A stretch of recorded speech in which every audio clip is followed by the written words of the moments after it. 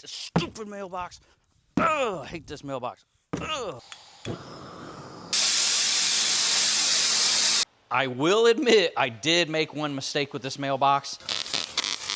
I recently realized I have a big problem.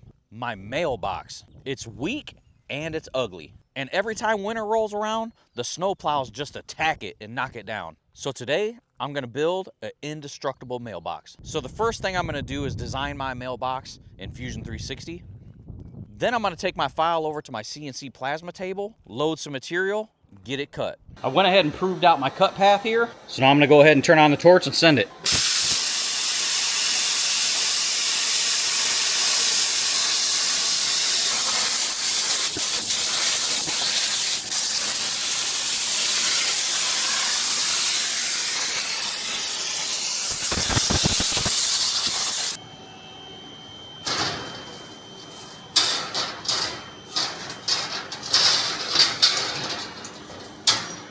Boom, nice clean cut.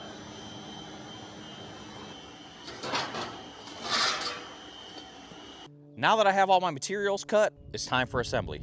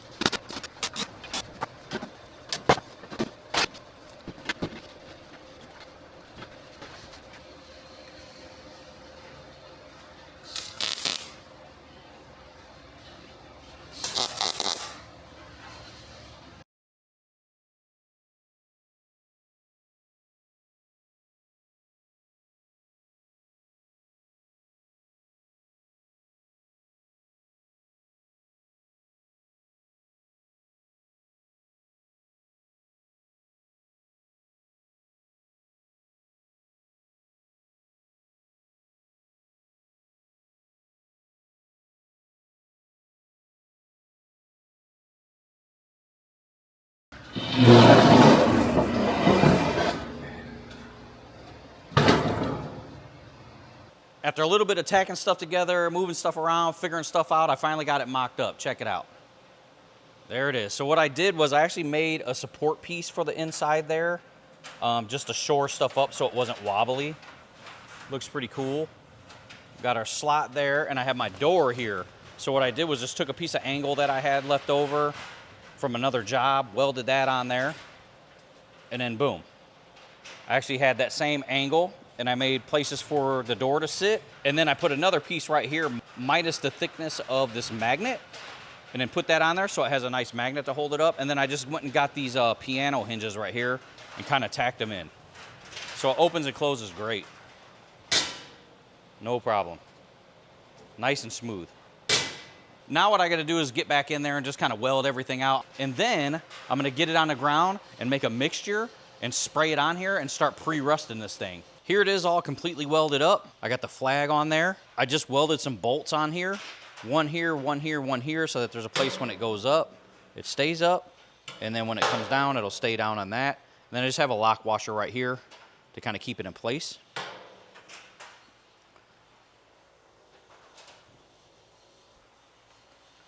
Door's done, everything looks good.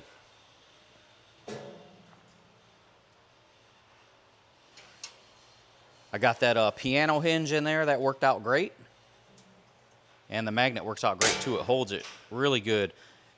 And then the way that I have it, like with this overhang here, I think it's gonna work out really good when it rains, water will fall down and won't go in there. And then I also have the bottom of this goes a little bit past the bottom of the box, so that should run the water right down there. And you got that little slot in there where you can put stuff, and then I did that support in there. And that support just stiffened it all up. I will admit I did make one mistake with this mailbox. So this probably isn't the last mailbox I'll be making for my house. What I did is I forgot to mirror the numbers from one side to the other. But this is the side that the postman drives up and sees, so it doesn't really matter. And I think it looks cool with them both going that way. But if you're on the opposite side of the road and you're coming this way, the numbers are reversed.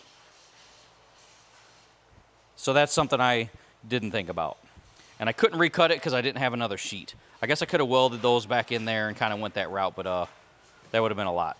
And like I said, the side that matters is the side that you see the numbers. So next what I'm gonna do is wipe this whole thing down with Prep-All, and then I'm gonna mix up some rusting solution. I've done this once before, and also what I've read online is you want vinegar, hydrogen peroxide, and salt. So there's really no mixture. I guess you want more vinegar than you do hydrogen peroxide, so maybe 2 to 1 of that. And then the salt, you want just a little bit. Because when I did this before, I used too much salt, and when you use too much salt, it gets really flaky. And then if you try to like clear coat over it, it just flakes to clear coat. So I just want a tiny bit of salt in this mixture, and it should start rusting immediately. So let me get that mixed up. Let me get this thing wiped down. We'll start spraying it.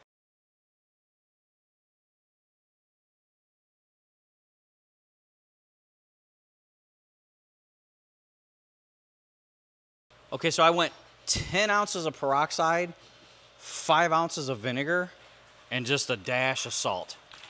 Let's start with this and see how it comes out.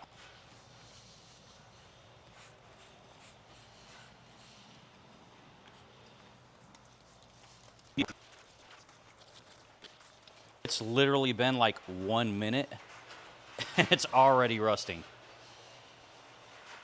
That stuff is crazy.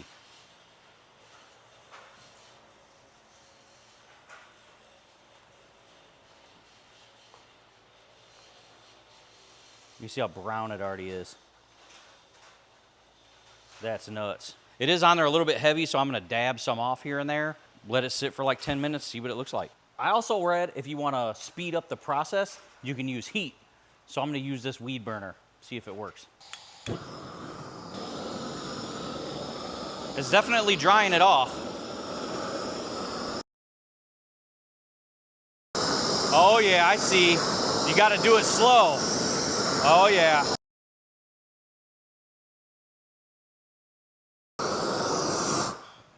That definitely speeds up the process. Check it out. How awesome is that?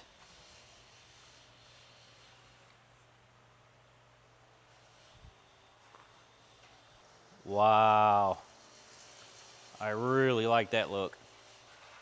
I think I'm gonna hit it with one more coat and then heat that up and probably just let it sit overnight and see what it looks like in the morning. I just wanna take a second and tell you guys I appreciate all the support that you've given me on my channel. The likes, comments, subscribes, all keep me motivated to keep making videos.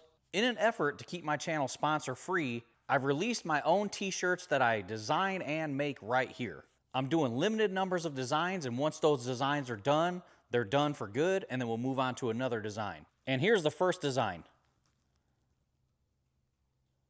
It's a Bridgeport style knee mill with old school wrote over it. The channel name Precision is inside of the knee mill, and down below in a banner is the channel name. And then in front, nice and crispy, you got the logo. These are really, really nice shirts that I handpicked. I've been wearing these shirts for years. I love them. When you wash them up, they get a little bit tighter in the arms and they stay looser in the midsection here if you got a little bit of extra weight like I got. And they're really nice and soft and comfortable. Again, I design these. I make these here. I ship these out from my place here. There'll be a link in the description below, or you'll see it in my support store down below. I have sizes from small all the way up to 4XL in my store. And if you want to go snail mail, there's a free shipping option. So the price you see is shipping included. Back to the video. What I did was I sprayed it with that solution. I hit it with that torch. And then I also took some black oil-based spray paint and kind of sprayed it around the corners, the edges. And then what I did was burnt that, and then I came back over that with a little bit of spray, and I let it sit all night, and this is the outcome. I think it looks awesome.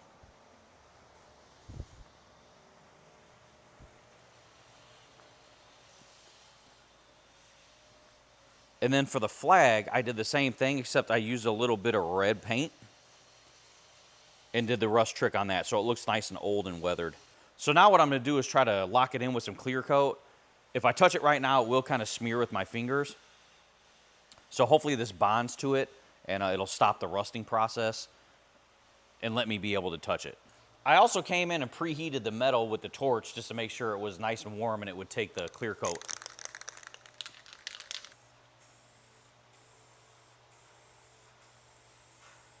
Well, I hope this dries clear because it's actually really, really darkening the rust, which I kind of don't like. I tried to find a matte or a semi-gloss, but I just couldn't find it in my area, so I guess this is what we get.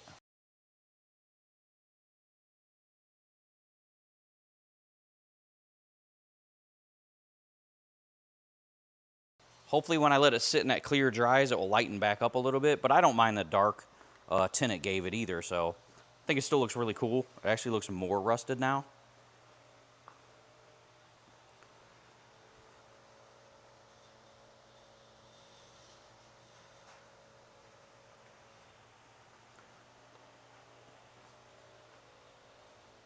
And I did the flag. While that's drying, I'm gonna make a form out of 2x6s, and then I'm gonna go out there and pound some rebar in the ground, pour a concrete slab, so that when this thing is dry tomorrow, we're good to go out there and drill some holes and bolt this thing down.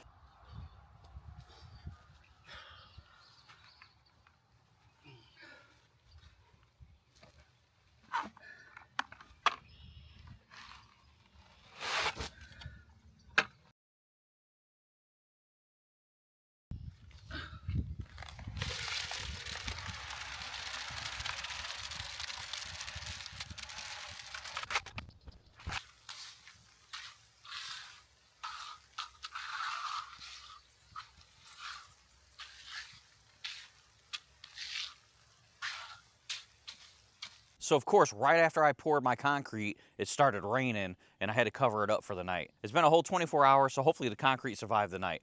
Let's check it out.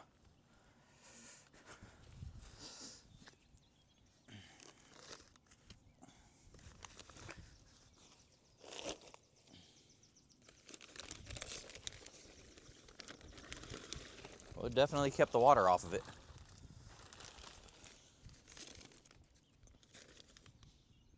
Oh yeah, that's nice and cured.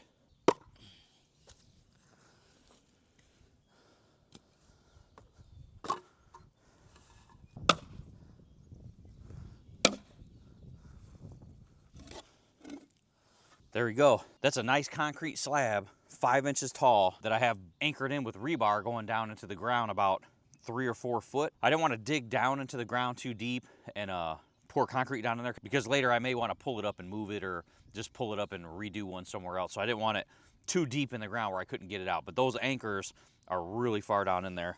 This thing is solid. It isn't going nowhere.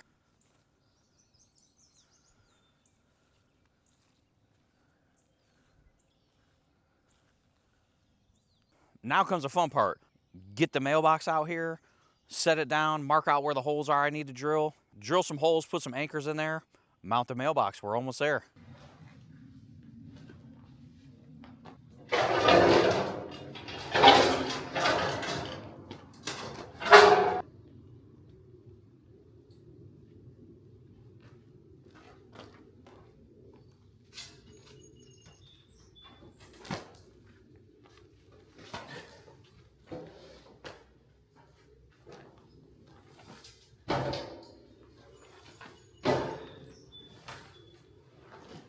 What I'm doing now is just widening these base holes out a little bit, so I got a little bit of wiggle room when I put them on the studs.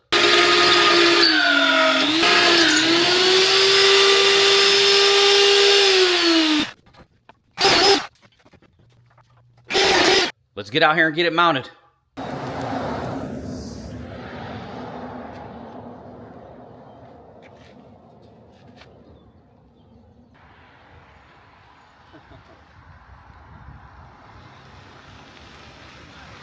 Yeah.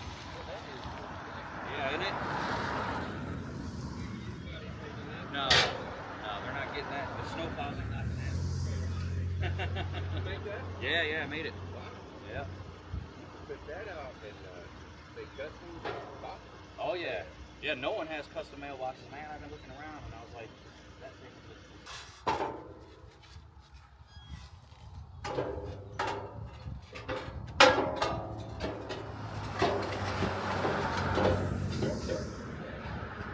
The mailman was pretty excited. He's like, man, I don't see very many custom mailboxes like that. Check it out. This is where it's going to live. That's not going nowhere. So what I'm going to do now is just take my hammer drill those holes right there, move it off, put the studs in, lift it back up, set it back on there, bolt it down, and it's in there. Here it is, totally complete and mounted.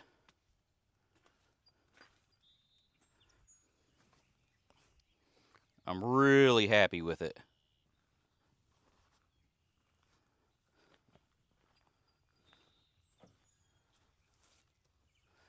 Like I said, the only thing I messed up was not inverting the numbers on this side, but I don't suspect this is the last mailbox I'll be building for my location here.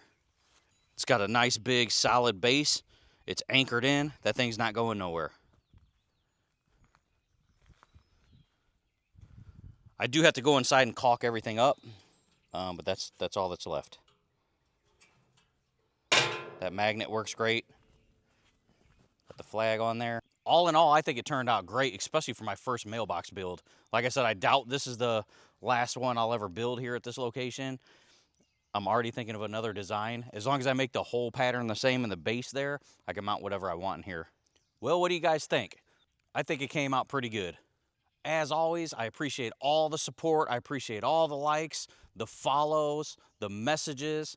And that'll about do it for this one. I'll see you on the next one.